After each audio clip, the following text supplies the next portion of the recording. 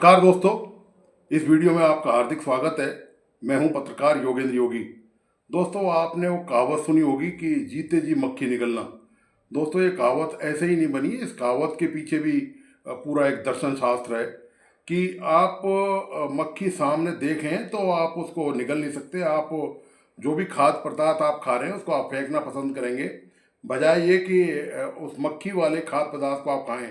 तो जिसमें तो मक्खी को सीधे निकलने का तो सवाल ही पैदा नहीं होता, लेकिन यहाँ एक मामला ऐसा ज़बरदस्त चल रहा है इन दिनों जो बड़ा विचित्र और बड़ा गजब है। और ऐसा कम से कम भारत के राजनीतिक इतिहास में, अंतर्राष्ट्रीय संबंधों के इतिहास में शायद ही कभी हुआ हो। और मामला दरअसल ये है कि डोनाल्ड ट्रंप जो अमेरिका के राष्ट्रपति हैं, उन्होंने नरेंद्र मोदी को जबरदस्ती गला पकड़कर ये जीते जी मक्खी निगलवाने का प्रयास किया है और वो काफ़ी हद तक इसमें कामयाब भी हो गए हैं। कारण साफ है कि जो मक्खी वो निगलवा रहे हैं वो सिर्फ मक्खी नहीं है, उसके पीछे बहुत सारे निहितार्थ हैं। ऑपरेशन सिंदूर की जहाँ तक बात करें तो केंद्र सरकार, पीएम मोदी और पूरी केंद्र की जो लॉबी है वो कहते कहते थक गई है कि ऑपरेशन सिंदूर अभी ख़त्म नहीं हुआ है, उसका दूसरा फेज चालू है।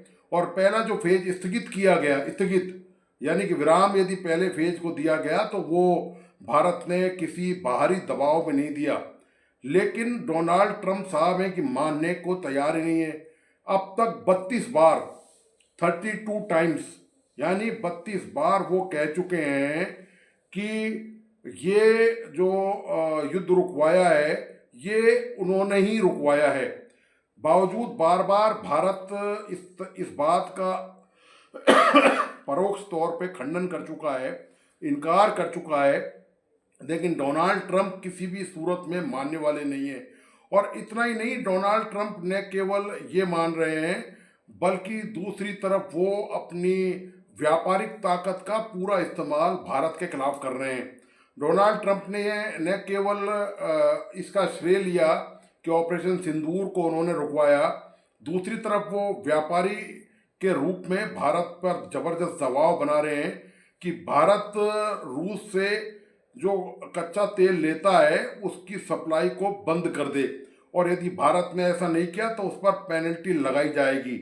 ये ट्रंप ने भारत को लगातार धमकी भी दी है। और इस धमकी के पीछे जो खेल है वो खेल दरअसल यही है कि रूस लगातार भारत को निर्यात कर रहा है उस तेल को, और उससे रूस अपना खर्चा चला रहा है, क्योंकि रूस लगातार कई सालों से यूक्रेन के युद्ध में फंसा हुआ है। तो अमेरिका ये नहीं चाहता कि यूक्रेन के युद्ध में रूस की कोई भी देश कच्चा ऑयल खरीद कर उसकी मदद करे।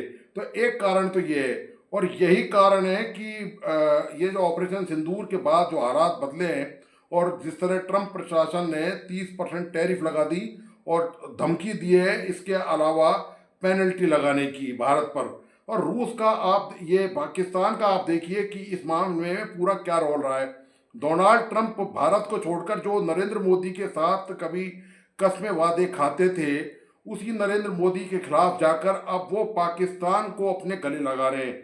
जैसे ही ऑपरेशन सिंदूर ख़त्म हुआ उसके बाद उन्होंने बाकायदा आसिफ मुनीर जो सेना अध्यक्ष हैं, जो ऑपरेशन सिंदूर के खिलाफ पूरी कार्रवाई को पाकिस्तान में अंजाम दे रहे थे, उनको अपने आप बुलाया और उनको बाकायदा लंच डिनर करवाया। इसके अलावा अमेरिका पाकिस्तान की तारीफ भी कर चुका है और पाकिस्तान को बता चुका है कि वो उसका एक बहुत गहरा और अच्छा सहयोगी है। और ऐसा पिछले दिनों ये जब ऑपरेशन सिंदूर के बाद ये टैरिफ का मामला चल रहा है, भारत के संदर्भ में पहले वो कह चुके हैं, लेकिन अभी उन्होंने ऐसा कोई बयान भारत की दोस्ती के लिए नहीं दिया, नरेंद्र मोदी के साथ दोस्ती के लिए नहीं दिया। दरअसल दोस्तों, ब्रिटेन के 200 साल पुराने प्राइम मिनिस्टर हुए हैं, उन्होंने ये बात कही थी कि व्यापार और दोस्ती जो है ये अलग अलग मुद्दे हैं, लेकिन ये शायद पूर्वी देशों की बात समझ में नहीं आई और पूर्वी देश दोस्ती को और व्यापार को मिक्स करके देखते हैं। तो भारत के साथ भी यही दिक्कत है। भारत ने यही समझा कि अमेरिका में जब डोनाल्ड ट्रंप से दोस्ती है तो ये दोस्ती उनके लिए शायद व्यापार का आयाम खोल देगी और इससे भारत काफ़ी हद तक तरक्की कर पाएगा, लेकिन ऐसा हुआ नहीं। आपको पता होगा कि नरेंद्र मोदी का डोनाल्ड ट्रंप के पहले रिजीम में, पहले शासन में बड़ा शानदार भव्य स्वागत हुआ था। उसके बाद जब डोनाल्ड ट्रंप भारत आए तो भारत में भी उनका बहुत शानदार स्वागत किया गया। तब ये माना गया कि भारत अमेरिका की दोस्ती अटूट है और आगे इसके बहुत असरकारी परिणाम होंगे। लेकिन जैसे ही ट्रंप का दूसरा शासन आया तो ट्रंप ने ये बता दिया कि वो एक पक्के व्यापारी हैं और दोस्ती अपनी जगह है और व्यापार अपनी जगह है। व्यापार और दोस्ती के अलग अलग पैमाने होते हैं, लेकिन उन्होंने इस मुद्दे को लेकर जो भी गलतफहमी भारत की या प्रधानमंत्री मोदी की थी वो सारी निकाल के बाहर फेंक दिए। भारत के साथ दिक्कत यह है कि यदि भारत रूस से तेल नहीं खरीदता है तो वो भारत को, रूस अभी सस्ता तेल दे रहा है, तो भारत तो अपनी ऊर्जा जरूरतों को पूरा कैसे करेगा। जो खाड़ी देश हैं वो इतनी ऊर्जा की जरूरत एक तो पूरी नहीं कर सकते, दूसरा उनका तेल भी भारत को महंगा पड़ता है। तो इस नाते भारत, और इसके अलावा भारत और रूस जो है लंबे अरसे से स्ट्रेटेजिक पार्टनरशिप भी निभाते आए हैं। अभी हाल में ऑपरेशन सिंदूर के दौरान जो सुरक्षा कवच जो प्रदान किया था और वो रूस से ही खरीदा गया है, S-404। और इसी तरह भारत ने अपनी जो रक्षा उपकरण और जो रक्षा सौदे हैं वो बड़े पैमाने पर रूस से पहले भी बहुत सारे किए हुए हैं। तो रूस इस दृष्टि से भारत का एक सैन्य सहयोगी और एक अच्छा विश्वास पात्र देश रहा है, लेकिन अमेरिका की नज़रों में वो खटक रहा है और अमेरिका इसीलिए भारत को सबक सिखाने के मूड में है। तो अब देखना ये है कि ये जो पूरा अंतर्राष्ट्रीय स्तर पर मामला चल रहा है, दोस्ती तो दोस्तों अब दूर दूर तक दिखाई नहीं देती है।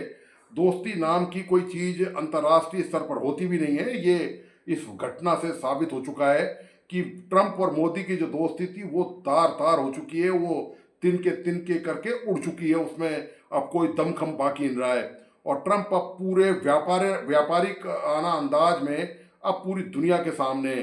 जो ट्रंप के साथ है, जो अमेरिका के साथ है, वो बचा रहेगा, और जो उसके खिलाफ रहेगा, जो उसके हितों के खिलाफ रहेगा, उसके खिलाफ वो टैरिफ जैसा जो बम है, जो व्यापारिक बम है, इसका वो बम का इस्तेमाल करेंगे और उन्होंने भारत पर इसका इस्तेमाल किया भी है।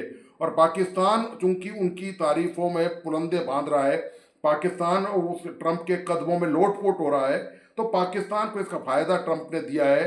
पाकिस्तान को आपको याद होगा कि जब ये ऑपरेशन सिंदूर स्थगित हुआ था, जिसका श्रेय ट्रंप 32 बार ले चुके हैं, तो पाकिस्तान ने ट्रंप का नाम नोबल शांति पुरस्कार के लिए नामित भी कर दिया। आप ये देखिए कि चमचागिरी की इस हद तक। लेकिन दोस्तों, इस ऐसी चमचागिरी करके पाकिस्तान को यदि कुछ मिलता है तो पाकिस्तान को शायद कोई घाटा नहीं होगा। ट्रंप ने जो 29% टैरिफ था पाकिस्तान पर, उसको घटाकर 19% कर दिया है। इसके अलावा ट्रंप ने यह भी कहा है, आपको याद होगा, कि वो पाकिस्तान से मिलकर जो उसके जो प्राकृतिक तेल और गैस के जो क्षेत्र हैं उनमें अपनी कंपनियों को के साथ निवेश करेगा।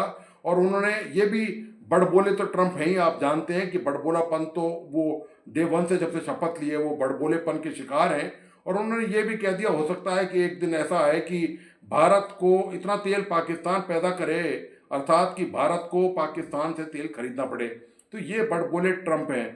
तो दोस्तों, कुल मिला के बात ये है कि ये जो अंतर्राष्ट्रीय सीन चल रहा है, इसमें ट्रंप जो है अभी तो अपना जो डंडा है वो चारों तरफ घुमा रहे हैं और शायद उन पर नियंत्रण आसानी से कोई कर भी नहीं पाएगा।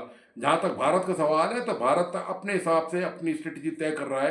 हालांकि भारत ये बार बार कह चुका है कि उसके लिए राष्ट्रहित पहली बात है, लेकिन अंतर्राष्ट्रीय संबंधों में यदि बात करें तो अंतर्राष्ट्रीय संबंधों में राष्ट्रहित के अलावा बहुत सारे हित भी साधने पड़ते हैं।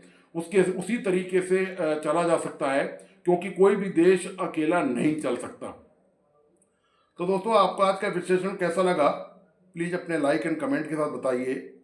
और मेरा तमाम दोस्तों से आग्रह है कि जिन मित्रों ने इस YouTube चैनल को सब्सक्राइब नहीं किया है, प्लीज़ सब्सक्राइब करें, लाइक करें और बेल आइकॉन का बटन प्लीज़ ज़रूर दबाइए।